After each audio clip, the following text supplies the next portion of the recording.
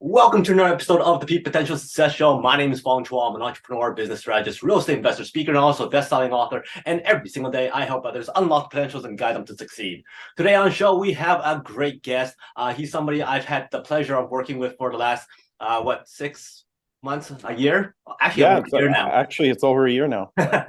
He's been in the world of real estate for many, many years, over 30 years of experience in real estate. At a very young age, he was very, very successful, climbed up those ladders, got a brokerage license, been able to train lots of realtors to help them become really successful as well. He's now helping other agents grow, helping them learn more about this new model of real estate and helping them become more and more successful. He was involved with investments and redevelopments, all that great stuff. And I'm very, very excited because I'm in real estate as well. And I just want to hear more about other people's success stories and also how they got to where they are today. So please welcome Director of Agent Growth, Mr. Patrick Ashby. Thank you. Thank you so much, Vaughn. Hey, Pleasure to awesome be for here. having you here. Thank you. So yeah, let's get into it. How did you become such a successful person with regards to real estate, and somebody who's actually written a book on the new model right now too, the wealthy agent? How did you get to where you are today? Well, you know what? I all kind of started back in high school. I was just entrepreneurial by nature. When I was in my later years in high school, I actually had the contract to look after the grounds at the school with several lawn tractors and things like that. And we looked after a lot of the estate homes in our town and the whole bit. And I had other people working for me back then. And during the winter, we had a skate sharpening shop at the arena. So being an entrepreneur at a young age, and part of that was that, I was taught as a young boy that I need to go out and make money. I need to look after myself. There was nothing. We didn't grow up in a wealthy family, middle class, and things were tight, especially in the late '70s, early '80s. That's when interest rates skyrocketed to record highs. So I learned at a young age to work very hard, and then what happened was I had decent grades in high school, but I decided to take a year off. I was accepted at Queen's University for commerce, and I back then the goal was to become a chartered accountant. And I had the opportunity to go and work up north on Baffin Island. And I'll tell you one thing. I got my first paycheck, and I was used to working for cash, right? I get this paycheck, and what are all these deductions? Like, this is crazy. What's Wait a left in minute. my pocket? I make more money cutting grass and sharpening skates. So I left that, okay. And during that period of time, I had a gap of time before university was going to start next September. And my mom said, "Well, you always like sales. Have you ever thought of real estate?" And I saw a little ad in the Ottawa Citizen. The Canada Permanent Trust was, having an evening session on real estate as a career. And back then you could get your real estate license in like 4 weeks, 5 weeks. So I did that, joined the permanent, so I was 19 when I started taking my course. And by the time I graduated from the course and joined the permanent, I was about 3 months past my 20th birthday. And I gave it a shot. And the funny thing is, I walked in, and I talk about it in the book. I walked into the office the first day, and this tall redhead with glasses, she puts her glasses down, and she says, "Who are you, kid?" I said, "Well, I'm the new agent here." And she looked at me, and without batting an eyelash, she says, "Buy a big car and grow a mustache. Good luck, kid." So that was my introduction to real estate. And from there, I really struggled for the next couple of months trying to figure things out. And then my manager ran this course on for sale by owners. And then I thought, well, that could be my niche. I started focusing on that. And a few months later, I did learn that tall redhead, she was the top agent in the office. And by about my fourth or fifth month, I surpassed her. Oh She took wow. me under her wing. And then from there, I moved on to Remax.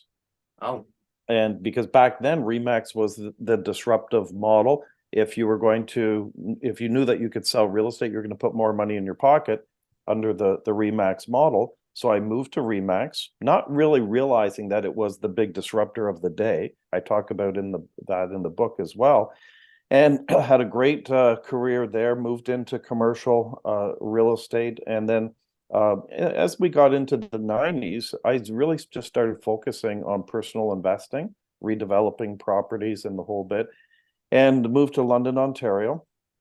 And I particularly liked heritage homes. You can probably see from the background here, it's not a new house. It was built in 1890. Wow. And at one time, all of my real estate holdings were built before the 1900. Wow. So I'm used to old buildings, and I love the restoring them, etc. But here's what ended up happening, and getting back into the real estate vein. In 1999, a real estate guy from London that I'd known for years. He was a Remax agent, and he came to me and he said, "Patrick, I have an idea to create a new model for real estate that can create a pension plan for realtors, because the problem with real estate is there's only two ways of making money: taking listings and working with buyers." And we had seen this company called Exit Realty come up with a third way of making money, which was earning a portion of the commission if you could help attract an agent to the company. And my friend said to me, I've been looking at this model, and to me, it doesn't make any sense because it's only a one-tier agent attraction bonus, meaning that if I'd attracted you to the company, okay, that's good for me. But if you go out and attract people, I get nothing. And, for that reason, there's no team building or anything. So he said, if we took that idea and made it a multi-tier agent attraction bonus, it could be very, very powerful. So I said, you know what? I like that idea. And I called up Jeff Hooper. Jeff was the top Remax agent in my office when I was there at one time, just a highly respected agent. And I knew he was looking to potentially open up his own brokerage. And I said, Jeff, I've got an idea. You got to fly down. He was in Ottawa. I said, come down to London, spend a couple days, and let's brainstorm this. And we ended up, he loved the idea. We called our company Webco. We had it registered and the whole bit. Putting our business plan together, our business consultant said, guys, we found another company who has done a multi-tier agent attraction bonus, and that company's called Keller Williams. And we all looked at each other and never heard of that company. What are they all about? Well, back, in 1999, they weren't even in Eastern Canada. Okay. In fact, they weren't even all throughout the United States, but it started in Austin, Texas. And in 1987, their company was getting disrupted by Remax. So they created a multi-tier profit sharing plan and introduced commission capping, which actually made it more attractive than the Remax model. Okay. So Keller Williams was the only company that disrupted Remax. So anyways, long and short of it, myself and the two partners that were the shareholders in Webco, we went and met Gary Keller. Well, when we started understanding what he had together, we decided we're going to bury our idea. And Jeff brought Keller Williams to Eastern Canada. And within a relatively short period of time, he disrupted Remax in Ottawa, built an office to 320 agents. Okay. Wow. Was the most productive Keller Williams office in Canada. And now Jeff is actually with EXP. Okay. He sold the brokerage and came to us. So here's what ended up happening. I was retired from real estate. And in 2015, I'm on vacation and I meet this gentleman by the name of Rob Flick. And I start learning Rob's story. He got into real estate in the 80s, got into commercial real estate, very similar to my background. And then he told me, he said he got cancer in the early 90s. And during that period of cancer, it did not look good that he was going to make it. But fortunately, he did survive. And when he, through that process, he went bankrupt. Because having the two buckets of income listening, he was in treatments and there was a recession. He had to move back in with his parents when he was in his 30s, right? Just to survive. So coming out of that experience, he joined Keller Williams because he said, my idea was that I could build a passive income through the profit sharing. And if the cancer ever came back, I won't go bankrupt because I'll have this monthly revenue, right? So I said, that's a fascinating story. I said, how did that work out for you? He says, it's crazy. He said, I haven't sold real estate for 10 years because I have 42,000 Keller Williams agents in my profit sharing tree. I said, I get a nice residual check every month. And then I told him about meeting Gary Keller. And he looks at me and he says, Patrick, do you still know real estate agents? I said, yeah, my son's an agent. I still know Jeff Hooper and I have lots of relationships. He said, I just saw an interesting business model. And think about this, this was 2015. He said, there's only 500 agents right now, but the guy who helped pioneer Keller Williams with me just sold his region and 6 offices and has come to this little company called EXP. It's trading as a penny stock, but he said, I think I'm going to come out of retirement and help build this company. We Mm. both believe that this will get bigger than Remax and Keller Williams combined.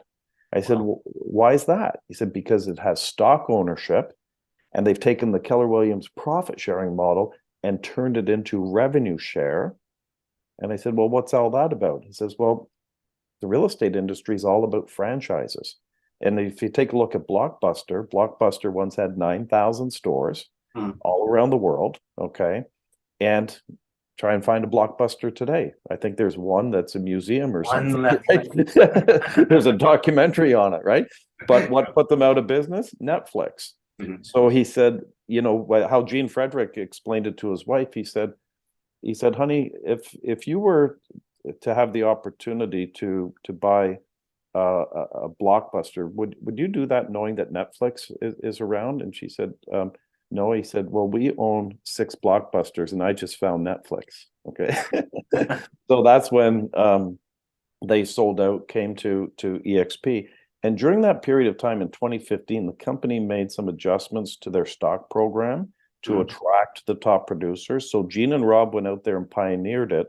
And literally, the company has been on a vertical growth curve, breaking all records. We're currently at like 87,000 agents worldwide. The gentleman who headed up the company, which was previously called Reology, they're the parent company that owns Century 21, Caldwell Bankers, Sotheby's, Better Homes and Gardens, a bunch of other brands.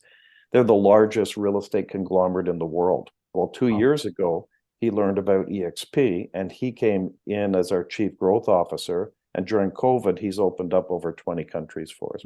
We're currently in 25 countries, and the stock has skyrocketed. Our valuation is now over $2 billion, which is 4 times the valuation of Remax, who's been Wow. around since 1973. So literally, it's become the biggest story in real estate history.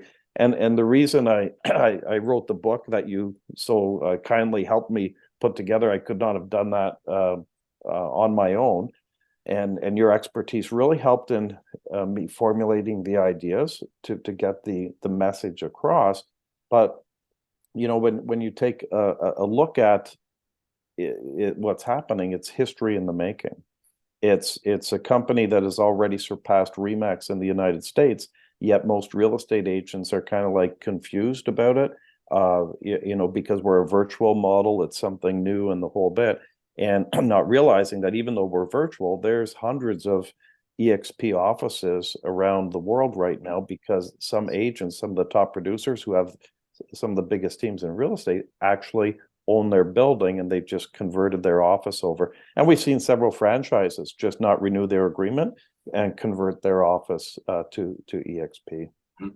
Wow, absolutely fascinating. I like how um the story where you brought up like the Blockbuster and how when you guys were coming up with this idea, this model, some another group of people were actually doing the same thing. And it sounds like Starbucks and Second Cup, complete 2 different areas, and all of a sudden they came up with this idea and they're developing it. Similar to yourself, you guys were developing an idea that will revolutionize how real estate was going to be done, and that's Mm-hmm. kind of very interesting and fascinating at the same time. Now, going back a little bit now, when you said that during your high school time, you're already doing entrepreneurship. You were doing lawn care for the school. You were doing skate sharpening and all kind of stuff. Was sales something that just came naturally to you? Um, I think so. You know, here's what I found. If I got passionate about something, it just became natural. And even as I got into real estate, I wasn't one of those who was taking courses on learning scripts and the whole bit. It was mostly do the right thing and come from the heart and just be of service. and not really thinking about the commission at the end of it. And so that's, yeah, and of course, as time went on, I read books like Think and Grow Rich and How to Win Friends and Influence People. I took a course, a Dale Carnegie course, which was phenomenal. So all of that certainly did help. But I have just found that some of the most successful salespeople um, are the ones who just come from the heart. They treat their customers how they would like to be treated, and it's as simple as that. Mhm. Now, when you got to your real estate career and started selling homes, at that time, do you have any real estate background at all? Did you own your own place? Did you at least have an interest in looking at houses? Or did you go, you know what, I'm just gonna start selling houses? Well, no, I did not own any real estate when I started because I was like 3 years past my 20th birthday, and I think I had like $1,000 or two in the bank account, whatever, Wow. right? And when so I had moved away from home. We grew up in this small town called Almont, which is where I live now, but it's about 40 minutes from Ottawa. Mm, So my grandmother was living by herself, and she was getting on in age, and so, it was very convenient for both of us, especially me, to move in because she had room. uh, And, she probably didn't charge me enough rent with the amount of food I was eating back then. But anyways, we had a great old time, and that's how I got started. But mm, it was, I think it was by about the end of my first year in real estate was when I bought my first investment property.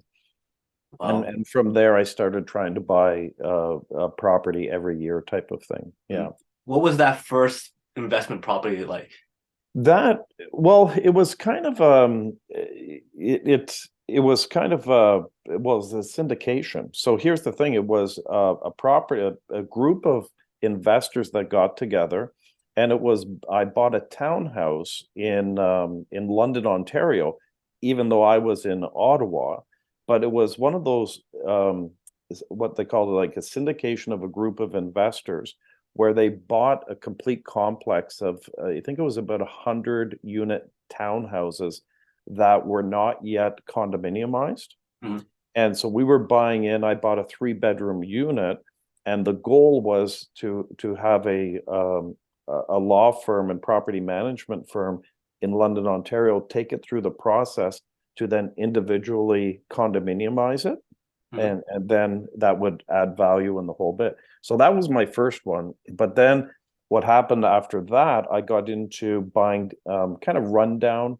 properties and doing value added to, do renovations and things like that. And back then, I always said I'm great at demolishing things and taking stuff to the dump, but I better hire somebody else to do the rest. Was Yeah. was there any specific deal or property that comes to mind where you go, wow, I learned so much from this one property, one deal? Yeah, there was when I moved to London, Ontario, I had bought a heritage property there and converted it into a restaurant. And and then through that venture, there was this old building. There was the original post office and custom house that was created by the federal government back in the 1890s. They built about 175 of these properties across Canada. And in the 60s, they sold them off to the private sector. Okay.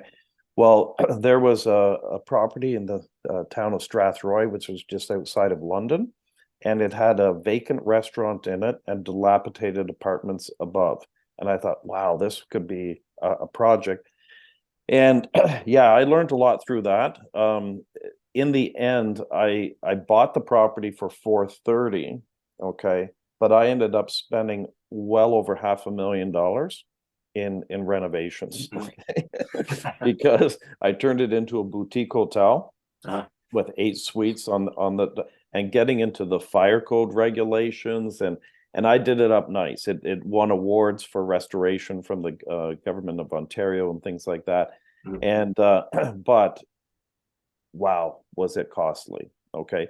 In the end, it did turn out I actually sold that property for about 1.5, maybe 5, 6 years ago, because it did start cash flowing nicely in the whole bit. But if I had to do that all over again, I would do it differently, because when you get into these older properties and you start having to bring them up to current fire code regulations and the whole bit, it can get extremely expensive. So you're almost better off to buy those properties once all the main infrastructure has been completed by somebody else and they're reselling. I see. Yeah. So during that period of time that you were coming up with that model to revolutionize the whole realty business, I'm sure that you kind of bounce that idea past other realtors and other agents and other people. You kind of skipped all the negative feedback. You skipped all the people who said, "Hey, this isn't going to work," and you went directly to the person, "Hey, we're doing this. This sounds good." But Mm-hmm. how about all those people that told you it's not going to work? How did you take that feedback? How did you take that as a challenge? What did you do with regards to answering those people? Um, you know what? To tell you the truth, I don't really pay much attention to, like, the masses opinions of things, because I've realized from a long time ago that if you're going to be an entrepreneur, if you're going to forge ahead with new ideas, what ends up happening is you're not going to have buy-in right away, especially when it's a new concept. So that did not bother me at all. And I always say I'm not in the convincing business, right?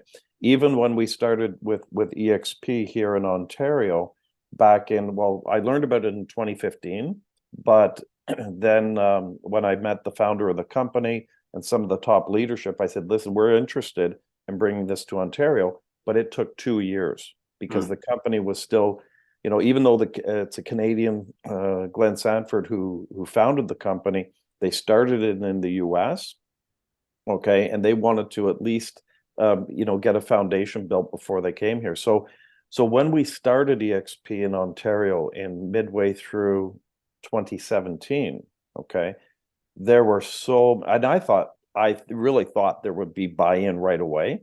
But what I didn't realize was that there was no brand awareness. Nobody had even heard of this company up here. It was trading as a penny stock, the whole bit. So we persevered, and it was interesting because, and I talk about it in the book, because I attended a training session in Puerto Vallarta, Mexico, with Gene Frederick and Rob Flick, who were the number one and number two guys in EXP who built the foundation of the company. And Gene pulled me aside. We went golfing on the last day of the training, and I said, I can't believe that, up in Canada here, agents just aren't getting it, right? And he laughed and he said, Patrick, you're pioneering a market. He said, let me tell you a story. He said, when we start selling homes in Texas, he said, we start with a trailer on a plot of land, okay? And it's only the kind of like the first adapters who are going to buy anything at that point, and that's a very small percentage of the population. But then he said, once the roads go in and that first model home goes up, then there's another group of buyers that come in, and it's not until the subdivision is built that the masses will come in. He said, son, you're at the trailer stage.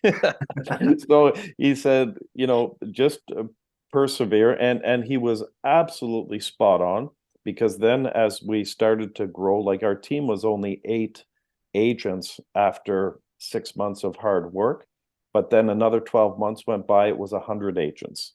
Then the following year it grew from 100 to 400 agents. Then it doubled again to 800 agents. And anyways, now we're closing in on 1,800 agents. Okay, so the thing is, now in all of Canada, because I just talked about our personal growth of our team, but in all of Canada, currently we're closing in on 6,000 agents. Oh, So wow. now we're kind of like at the subdivision stage. Now we have leaders from Remax, Royal LePage, Coldwell Banker, Century 21, Keller Williams. Like every day we're having top teams and even entire brokerages now shutting down and merging with EXP. So, but pioneering was pretty brutal, you know. How long was that stage? I would say it was 2 years. 2 years? 2 years, 2 years, and then you know something. One piece of good news. There's been a few pivotal moments in the company's history. One was when we got off trading on the pink sheets, what they call like the over-the-counter penny stocks, and we got moved up to the Nasdaq. Well, that was kind of a wow moment. Then the second wow moment was when Michael Valdez resigned from Realogy, which is, like I said earlier, the largest real estate conglomerate in the world. And when he came out and he said, EXP is going to become the #1 brokerage worldwide, he says, I predict there will be 1 million agents in this company. You know, that was a big deal. That's celebrity branding. Yeah. Well, and here's the thing. It's not really celebrity, but just a major influencer. You know, because he had helped develop all of these other brands globally. So the relationships that he has, combined with the fact that the franchise model so much resembles Blockbuster, you know, we're the Netflix. But here's the biggest thing, okay? Real estate agents, just by nature, understand the value of ownership versus renting. Okay. So talk to anybody and say, hey, if you decided, like you're in Edmonton, right? If you decided to rent your home, you talk to anybody. If you decided to rent your home 25 years ago, instead of buying it, where would you be financially? And they're going to say, well, it'd be so far behind if we were renting. Why? Because you've missed out on building any equity. Okay. Well, here's the craziest thing, right? As real estate agents, when we join a big brokerage, whether it be Remax, Caldwell, Banker, Century 21, Sotheby's, you know, the list goes on, Keller Williams, whatever, you're renting your brokerage. You don't own anything unless you actually bought a region, which are in the millions of dollars, or you bought a franchise, right? But at EXP, what happens is you come here, and the very first thing the company does is when you close your first deal, they give you shares in the company. We got 5 different ways of earning equity in our company, and the top producers get special stock awards in the company. It's just brilliant. So I have agents who came here 4 or 5 years ago. Some of them now are closing in on $1 million worth of equity in EXP World Holdings. And the thing is, EXP World Holdings not only owns our real estate division, but we've bought up several other companies as well, and we're debt free and paying dividends to the shareholders. So the company is so well positioned for the future. So when I sit down with an agent who, let's say, you know, I say, well, how many more years are you going to be selling? 10, 15, 20, whatever. Say, well, even if it's 5 years. I said, well, you know, right now you're making your brokerage wealthy. How would you like to make yourself and your family wealthy by accumulating stock in this company that's going to compound year after year after year for doing exactly what you're doing right now?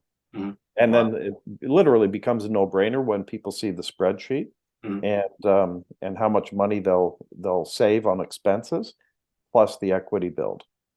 Have you found that the most of the people who come over to this realty has a different mindset? They have to be a little bit more open-minded, and they also have to be a little bit more coachable. Because for you to train them up, to show them this new model, for them to accept it and make it work for them, they have to have this willingness to try something new. Yeah, for sure. It's and we say it right in our presentation. We're changing the mindset of realtors to think like a business owner. Okay, because here we can give them a business asset versus a career with no pension plan. You know, the craziest thing about this is that, you know, like I worked for Remax for many, many years, right? And I know Remax agents who have been there 35, 40 years working as an agent, right? And there's no benefits. Whereas if you take a look at the hierarchy of these companies, there's a headquarters, and the headquarters, guess what? All those senior employees, they have a stock program, they have health benefits, they have paid holidays, they have a pension plan. They can retire and then have a pension plan for the, whereas the agents who have been there 30, 35 years or more, okay, the day that they stop selling, it's zero. Goodbye. No equity, no pension plan, no health benefits, nothing. Mhm. Okay.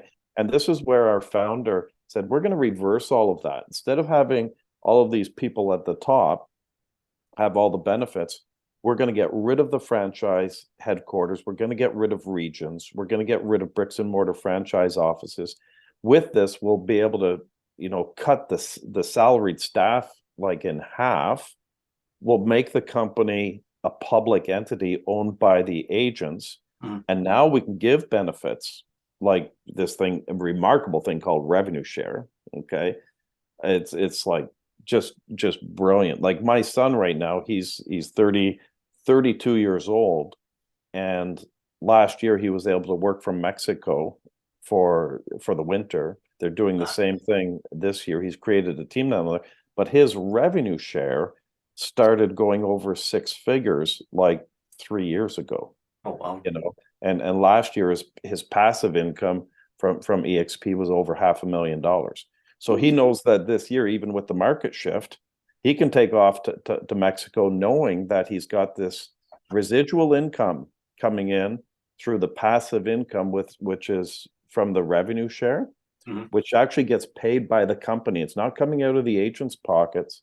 It's coming out of the company dollar. So that rev share is part of the whole program. We created this thing called the 95.5 rev share training program. So now my son and I are training agents how when they come here, they spend 95% of their time focused on their transactional side of income.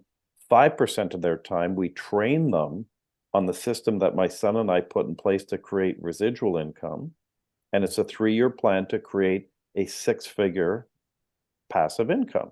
Mhm. If you Wow. talk to any real estate agent today and you say, hey, are you nervous about the market shift that's happening in 2023? Everybody's shaking, right? Like, kind of like, wow, we don't know what's going to happen. Are they going to raise interest rates again and the whole bit? And some of them may earn less than half of what they earned when Mhm. the market was hot. But guess what? Their expenses are still there. Right. Okay. And God forbid if they did not save enough money up to pay their taxes. Okay. You talk to real estate agents that are Yeah. notorious for, oh yeah, that GST needs to get paid back, right?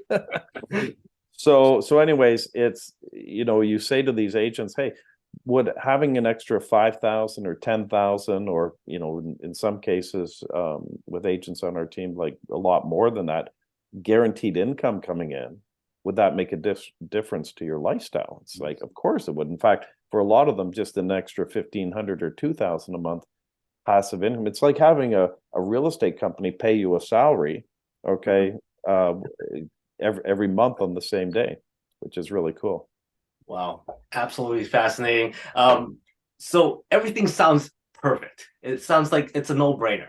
So if Mhm. there's two groups of people, there's a group of people that go, you know what, we're brand new, we're just right out of school, we want to get into this whole new industry of real estate and start selling homes and all that kind of stuff. So brand new. And another group that's been seasoned, 20, Mhm. 30 years in the industry already, and they're coming to you. Mhm. Are there certain misconceptions that you would like to debunk for this group and this group for them to go, you know what? Yeah, we're going to come over to EXP or to work with you. Yeah, so for the new agents, okay, coming over, I would say to them, listen, you've got a company here which has a very unique platform. Our platform is that our icon agents, who are the top producers, they give back 80 hours of live training every single week. Mhm. So here's the value add. Okay. You combine that training, and plus our company is going to give you a lead generation system called KV Core, which would normally cost you over $9,000. Okay. To start up as a new agent, you're not going to invest that kind of money when you haven't even, but you're going to get that when you come here, plus all of this training. But here's where you need to be comfortable. You need to be comfortable with online learning. Okay. Because we don't have bricks and mortar offices. You're not going to be going Monday morning at 9 o'clock to a live group of people who are going to be in front of you training. This is all online. So if you're the type of person who, wants to show up at an office every day and be surrounded by people, this isn't for you. Okay. Now, that being said, we do have lots of live meetings and trainings and the whole bit. Of course, with COVID, we had to shut those down, but those are coming back. But it's not like a traditional brokerage where you're gonna, get up in the morning and like I was in the 80s, right? Drive to the office. Because back then you needed to function out of an office. And here's the funny thing today. Today's office environment has completely changed. So when you go into these traditional brokerages of bricks and mortar, often the only people there are the staff who have to show up. Most of the agents are actually working from home. Okay, so it's really changed. Now, with the other side, and this is why the EXP model is attracting so many people. It's great for new agents. It's great for agents. Let's say you've been successful for a few years, but you want to start up a team. Okay, well, now you can consult with your fellow shareholders and tap into the trainings where every week there's trainings on how to build a team, but you're learning from some of the current top team leaders in the world for real estate, which is brilliant, right? And then if you're at the top of your game, it's really cool because you're now surrounding yourself with top producers. But now training's really not your thing, but building a legacy for your company or for your family is. Because now, and we've had so many of these guys, like Tom Days, for example, he was #1 in the world for Keller Williams 7 different times. Okay, he's here, right? And I could just go on and on and on and on. But what they'll tell you is this: you know what? I've got so many awards and trophies, okay, over the last 25, 30 years. I don't even put them up anymore. They're in a box in the basement. But what I love about EXP is that instead of awards, and we still give awards and stuff, glass awards, but what they're giving me is stock. Okay. This is changing my family, okay, by accumulating stock in the company. And, both the stock and the revenue share are willable assets. So it becomes a totally different platform. And I've had agents who have said, well, Pat, this all sounds great, but you know what? I'm going to retire in 2 years. I don't want to make a move. I said, hold the door right there, because you've said something so important. I said, I came out of retirement because of this. Okay. So I said, what I love about it is this: you can maintain your license. You can stop transacting real estate, but by maintaining your license, you can now, the book of clientele that you've built up over the years, you can now refer those people to fellow EXP agents and collect a referral fee. Because if you give up your license and you retire, you can't ever collect a referral fee, because referral fees can only be paid to licensed agents. But I said, here's the other crazy thing. You probably want to start traveling, right? Yeah. Okay, well, now guess what? You want to take a trip to Australia or New Zealand or Japan or Germany or in any of the 25 countries. We just opened up Dubai, for example. Chile opened before that. Poland was a few months ago. Like, we're open up all over the world. And now, like for myself, I spent 5 months in Mexico last year. That was a tax deductible. Portions of it were tax deductible because EXP Mexico is open. And I was able to, every area that I went to was to collect information and talk to agents down there. So now what happens is you start focusing on the revenue share part of the business by maintaining your license, and you create this extra cash flow coming in, but you never have to worry about dealing with clients or paperwork or anything like that. And then when you knock off that revenue share willable asset, it can be willed to somebody in your family. Okay. So it's and again, it's a paradigm shift of thinking, because agents have never experienced a model like this. And this is why, so often I'm talking to somebody and they'll say, oh yeah, I've heard about EXP. It's just like another Keller Williams or Exit Realty, because they're only thinking that we have an agent attraction component. I said, well, let's sit down and in 20 minutes, I'll have your head spinning because you know what? You don't have no idea of the stock program that we have in place, and you probably have no idea of the revenue share and how all that works, and then all the benefits that we have for the tools that we have in place to actually be selling more real estate. And that's where the sweet spot is, because now in Canada we're beginning to have brand awareness. Hmm. Like in Ottawa here, for example, I just learned that we have just now surpassed over 300 agents. Okay, we're the second largest brokerage in the city right now. Everybody's heard of EXP, right? So now what's happening is I can guarantee you that, you know, the 2 or 3 thousand agents in Ottawa that I could go to and say, well, how much do you know about the model? Guaranteed 99% of them have never seen a proper presentation. But when they do, okay, it's going to really make them think about their career. And this is why EXP is being such a disruptor, Mhm. because we have this saying in our company, once you see it, you can't unsee it. Mhm. And our job is really just to not sell it, but just educate agents on their choice. Mhm.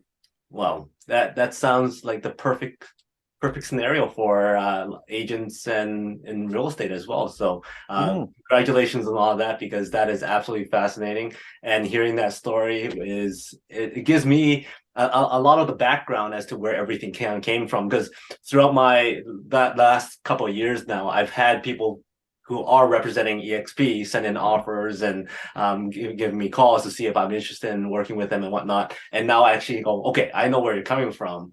I know Mhm. what the model is, and it gives me a better sense of what I'm dealing with. So thank you very much for that. Yeah. Now, throughout this whole interview, you've mentioned people that you spent time with, people that gave you advice, people that you've worked with that helped you propel the model to what it is today. What is the best advice that you've ever gotten from your mentors, your coaches, your business partners that really solidified who you are today? You know, if I go through and, you know, you've probably heard of Tony Robbins. Okay, I took his course back when I couldn't afford it. It was during that recession in, I think it was 1990, 1991. But anyways, I think that's when he was first starting. He had Mhm. personal power in the whole bit, and that whole experience led me to meeting Jim Rohn. I don't know if you know who Jim Yeah. Rohn is. He's passed away now, but that's where Tony got his start, and I really resonated with Jim Rohn. I went to one of his live events, and one of the key factors, because when you tap into all of this, you know, world class training and the whole bit, one of the things that I've learned that there's always going to be adversity. There's always going to be roadblocks and things like that. And the thing that I learned was that when that happens, okay, and even how I'm building EXP today, I break things down into small, achievable goals. Okay. So by doing that, I'm always on a trajectory of moving uh, the ball forward. Mhm. Okay. Whereas some people get overwhelmed and they're just looking at the big prize and they end up like spinning around, not moving forward. So what I have found is that, you know, breaking things down into small achievable goals, because psychologically, when you get those wins and you can, you know, go to your agenda and say, okay, that check, check, check. You know, even the most, you know, small little things can psychologically move you forward. And that's the advice that I would give people. Break it down. It's like that old saying, how do you eat an elephant? One bite at a time, right? Exactly. So it's Um, yeah. very similar to that last question is what is your legacy message that you want everybody to remember Patrick You know what? For me, it's just that I have a joy in helping people and changing lives.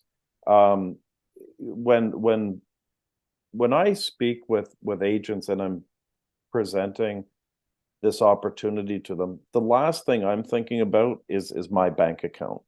Okay. And I don't need to work anymore. Okay. But I'm having the time of my life because especially when I'm meeting with somebody who's young and, stressed out, and they've got a family and the whole bit, and I just say, listen, this is an opportunity that could not just change your life, but the life of future generations in your family. And, you know, I'm happy to help you through that process. And so that's my big thing. For me, it's giving back, because, and I talk about this in the book, because not everything has always been rosy for me. Okay.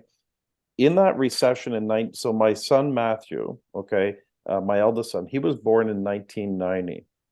And in the early 90s, when I was, that year that he was born, I was doing really, really well at Remax. I had 2 offices, a full-time assistant, carried 80 to 100 listings at any given time. I was on top of the world. Okay. I was making great money, this and that. And then when that market collapsed, okay, and I was never a big lavish spender. Like even today, I don't like wear jewelry or watches and all that stuff, right? So what happened was this. I was on the verge of bankruptcy. Mhm. Okay. The properties that I owned were all underwater, meaning that the mortgages on them were higher than the current value. All right. And I owed money, not because I was spending, but my office expenses at Remax, paying for 2 offices, a full-time assistant, all my signage costs. And see, the income had stopped, but my expenses kept going. And after a year or two of this, it was to the point where, what am I going to do? Okay. So thankfully, my parents had some equity, and I arranged a small loan from my father. Mhm. Okay. And that allowed me to keep things going, and not lose any properties, and get through that time in my life. Okay. So when I saw, and then things went, things rebounded, and everything turned out well. But when I saw this model in 2015, and I saw that my son was now in real estate, and my younger one, who was thinking of getting into real estate, I said to myself, you know what? I can really make a difference here. And back then, it was 2015. They weren't even in Canada. There was 500 agents, but on paper, it looked really good. But as I would monitor the progress of the company, and when they were ready to come to Ontario, I Mhm. could see that this thing was getting traction. And I said, you know what? Because I was golfing a lot and traveling in the whole bit, and you can only do so much of that. Like, I'm still only 59. So the thing is, I can still spend time working, and I enjoy it. So the thing is, I said to myself, you know what? I can really make a difference here by helping agents and coaching them, because and back then, you talk to a millennial, they thought real estate would never go down. No, you're right. And it was funny, because we would have these conversations. I'd say, I've been through these cycles, and sooner or later we're going to see these prices come down. No, they'll never come down. Interest rates will never go up. Well, look where we're at right now, right? So, and we could just be at the beginning of a downturn, right? So now I look at this and say, well, with this model, this is almost it's a recession-proof model for the real estate industry. Mhm. Because I'll tell you, the real estate, you talk to any real estate agents, it's a grind, because you've only got 2 ways of making money. Yep. And when we show them our 5 ways, it's a game changer. And I'm sure once people hear that recession proof for a realtor, that's gonna be magic to their ears. Absolutely. Absolutely. Well, even with the market shift, Yeah. my son is still going to Mexico, because his rev share is basically the same, because the rev share is paid out on the first 80,000 of agents who do. Mhm. So you're having agents who may have their first year where they've actually declined in income. But if you went from an agent who did 200,000 in gross commissions down to 90,000, the rev share has not changed one bit. Mhm. You see, Wow. so that's why we call it recession proof. Yeah, Awesome. it's pretty cool. Well, thank you very much for all that. I got to learn a lot about the real estate background, and also all about ESP and all the EXP and all about this new model. But before I let you go, I'm going to have 5 quick questions for you. Give me the Okay. first thing that comes to mind. Okay. You're stranded on a deserted island, one food to eat for the rest of your life, no consequence.